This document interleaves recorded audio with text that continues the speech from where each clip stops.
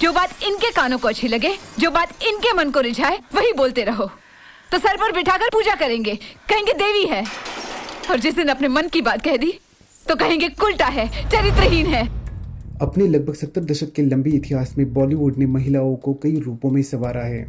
कभी वो अपने बच्चों के लिए बलिदान देने वाली मदर इंडिया बनी, तो कभी उमराव जान बनके खुद का नसीब अपने हाथ में लेके चल पड़ी।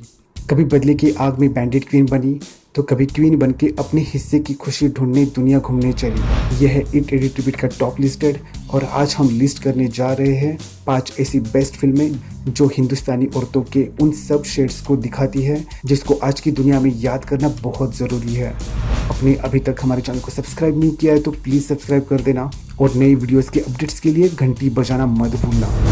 देखो सुन भाई, हम सब ने ये फैसला किया है कि तुम्हें जिद छोड़ देनी चाहिए। नहीं जाऊंगी। तुम्हारा मर्द यहाँ नहीं है, वरना हम उसे भी समझा देते। मेरा मर्द अगर कहेगा ना तो भी मैं नहीं जाऊंगी। मान जा सोन भाई। मैं जान दे दूंगी, लेकिन उसके पास नहीं जाऊंगी। पेशेंस, सहनशीलता। हिंदी फिल्म्स में महिलाओं के कैरेक्टर को पोर्ट्रेट करते टाइम इस क्वालिटी को बहुत ही केयरलेसली हैंडल किया जाता है।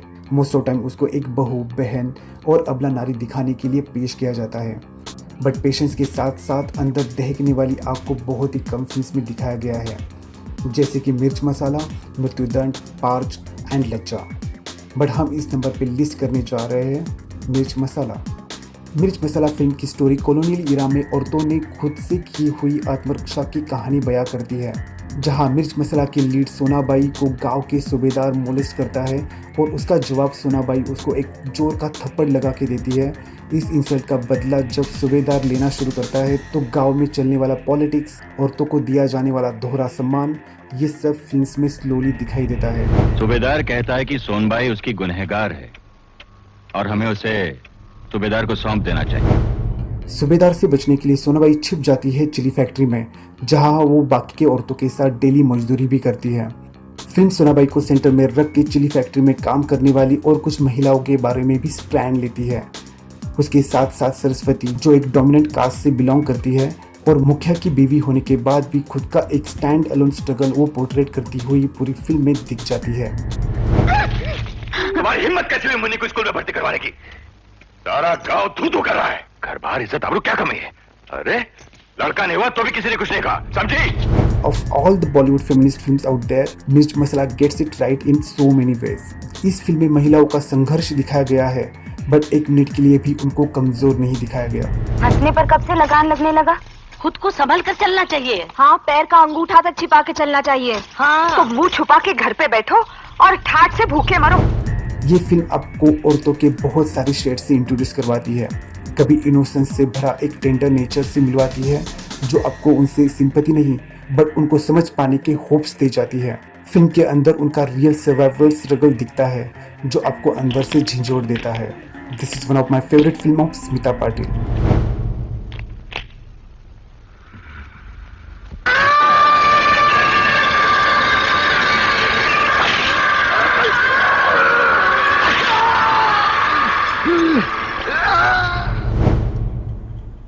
I said no. You said no. How many times has the value of consent been taken for granted in our society? How many times has our culture considered consent and specifically sexual consent? Aniruddha Roy Chowdhury की यह hard hitting film character assassination के बारे में frame to frame बात करती है। मिनल, फलक, Andrea, ये तीनों लड़कियां दिल्ली के एक पॉश एरिया में एक अपार्टमेंट शेयर करती हुई नजर आती है। उनकी लाइफ एक नया मोड़ लेती है जब वो एक रॉक कॉन्सर्ट अटेंड करने के टाइम राजवीर और उसके कुछ दोस्तों के साथ डिनर डेट पे जाती है। नतीजन मिनल उनके खिलाफ शिकायत दर्ज करती है, लेकिन यहाँ राजवीर सर पे चोट लगने के कारण लड़कियों के खिलाफ अटेम्प्ट टू मर्डर का केस दर्ज करता है। इसके बाद लीगल प्रोसीजर में लड़कियां ही दोषी पाई जाती है। आई एम एंग्री, अब तेरा कांड होगा। पर वो फोन पे जो धमकी दिया जा रहा है। धमकी गाड़ी का क्या है, फ्री की चीजें देने दो, क्या फर्क पड़ता है? पूरे फिल्म में राजवीर और उसके दोस्तों के द्वारा बहुत सारी धमकियां, इंटिमिडेशन देने के बाद भी ये तीन लड़कियां कैसे लॉयर दीपक सेगल के साथ ये कोर्ट ड्रामा खेलती है, यही इस फिल्म की कहानी है। फिल्म का टॉपिक कंसेंट को जिस तरह से इस फिल्म में उठाया गया है, अभी तक किसी भी फिल्म में ये इतनी डिटेल में नहीं बताया गया। वार्निंग भी दिया, जबरदस्ती पकड़ के रखा हुआ था मुझे। अगर दोबारा करेगा जाएगा नजर तो तुम्हारा टीच की बोतल मारूंगी इसके सिर पे मैं। आज के दौर में ये फिल्म बहुत इंपॉर्टेंट है, इसलिए नहीं कि ये फिल्म बहुत सारे इंपॉर्टेंट इश्यूज पे बात करती है, बट कहीं पे मेन स्ट्रीम हिंदी सिनेमा की कन्वेंशन एंड रीइंफोर्समेंट को ब्रेक करती हुई नजर आती है। उस दिन उस वक्त आपने क्या क्लियर इंडिकेशन दिया कि इस वक्त मैं सेक्स में इंटरेस्टेड नहीं हूं। I said no. सोसाइटी और कल्चर ने दिया हुआ रूल बुक जो लड़कियों को directly indirectly day to day life में फॉलो करना पड़ता है, बट जब इस रूल बुक के अगेंस्ट खड़े होने के बाद एक लड़की को जिस मुसीबत से गुजरना पड़ता है उसका रियल टाइम नरेशन ये फिल्म पोर्ट्रेट करती है। At the end of the day this film make you question a lot of things that are wrong with us even today. My client said no your honour. ना सिर्फ एक शब्द नहीं, अपने आप में एक पूरा वाक्य है योर ऑनर। ना का मतलब ना ही होता है। इस घर को सजाने बनाने में किसी तरह की बचत मत करना, कोई कंप्रोमाइज मत करना। जितनी भी तुम्हारी मुरादें हैं ना, सब पूरी कर लेना। Sacrifice is one of the best quality of woman. She always does this, sometimes with own wishes और sometimes without. बॉलीवुड की बहुत सारी फिल्म्स औरत के इस शेड्स को बखूबी दिखाती है, बट वहाँ पे कुछ ऐसी भी फिल्म्स बनी है जिसमें फीमेल लीड अपने थिंकिंग, वैल्यू, सेल्फ रिस्पेक्ट को कॉम्प्रोमाइज नहीं करना चाहती। अर्थ फिल्म उसमें से ही एक है। पूजा एक ऑर्फन है, बचपन से अपना खुद का घर का सपना सजाती आई है। वो सपना पूरा भी होता है, बट जब उसको पता चलता है कि उसका हस्बैंड जो एक फिल्म डायरेक्टर है और उसका एक एक्ट्रेस के साथ अफेयर भी चालू है, जब पूजा इस रिश्ते के बारे में अपने हस्बैंड के साथ बात करती है तो वो डोमेस्टिक वायलेंस का शिकार होती है। फिल्म में पूजा की मेड पूजा का इंस्पिरेशन बनती हुई दिखाई देती है, जो ऑलरेडी एक डोमेस्टिक वायलेंस का शिकार भी है, बट अपने अच्छे भविष्य के लिए अपने बेटे की पढ़ाई पे फोकस करती हुई नजर आती है। उसी के सजेशन से पूजा गर्ल हॉस्टल शिफ्ट होती है और जॉब ढूंढ के नया लाइफ शुरू करती है।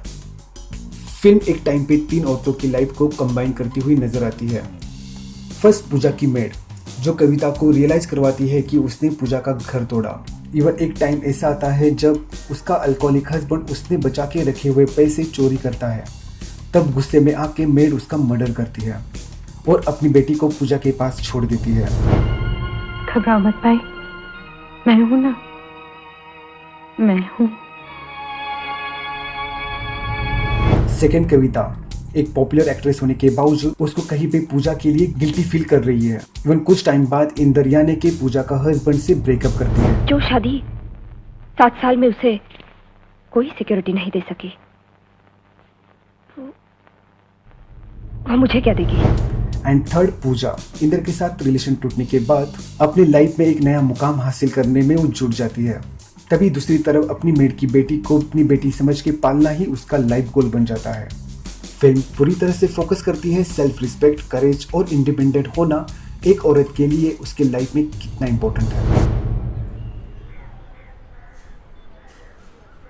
मैं अपने हनीमून पे जाना चाहती हूँ। आज के दौर में भले ही हिंदुस्तानी औरतें इंडिपेंडेंट और स्ट्रांग बनती हुई दिख रही होगी, बट कहीं पे कल्चर और बिलीफ में जकड़ी हुई भी दिख जाती है।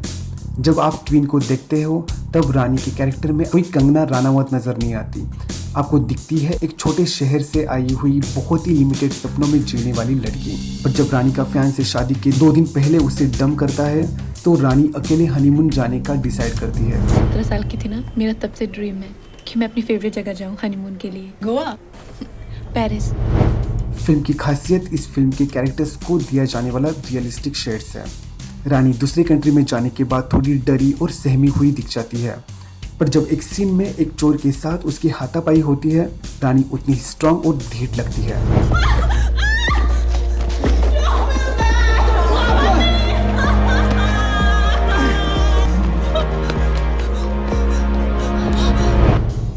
नॉर्मली फिल्म्स में ग्लैमर कैरेक्टर्स के लिए अलग क्वालिटीज अपॉइंट की जाती है और गीकी कैरेक्टर्स के लिए कुछ डिफरेंट, बट इस फिल्म में दिखाया गया है कि औरत सिचुएशन के हिसाब से सॉफ्ट और स्ट्रॉन्ग के बीच अपना कंफर्ट ढूंढ लेती है। मेरा तो इतना लाइफ खराब हो गया है, इतना लाइफ खराब हो गया है मेरा। रानी जैसी पहली बार किसी फॉरेन कंट्री में गई हुई लड़की कैसे आने वाली मुसीबतों को फेस करती है, नए फ्रेंड्स बनाती है, जितनी सिक्योर वो शादी टूटने के बाद बनती है, उतनी ही फ्री और इंडिपेंडेंट वो फिल्म के एंड में दिखती है। From a feminist point of view, movie works very well in portraying the character of woman. ये लोग बोट खरीदने गए कि रेंट करने? मेरा सेंस ऑफ ह्यूमर बहुत अच्छा है, आपको धीरे धीरे पता चलेगा। जब आप सुनते हो एक सिंगल मदर बेचारी 2 वक्त की रोटी ढंग से नहीं मिल रही, फिर भी अपनी बेटी को पढ़ा रही है, आप ये स्टोरी कैसे इमेजिन करते हो? शायद ऑलरेडी एक सैड म्यूजिक बैकग्राउंड में सुनाई दे रहा होगा। नील बटे सन्नाटा बॉलीवुड के इस पैटर्न को ब्रश आउट करती हुई सेल्फ डिस्कवरी और एस्पिरेशंस की यूनिक जर्नी पे लेके जाती है। नील बटे सन्नाटा स्टार्ट होती है चंदा के डेली रूटीन के साथ, जो अपने बेटी के अच्छे फ्यूचर के लिए हर वो काम करती है जो उसको फाइनेंशियली सपोर्ट करे।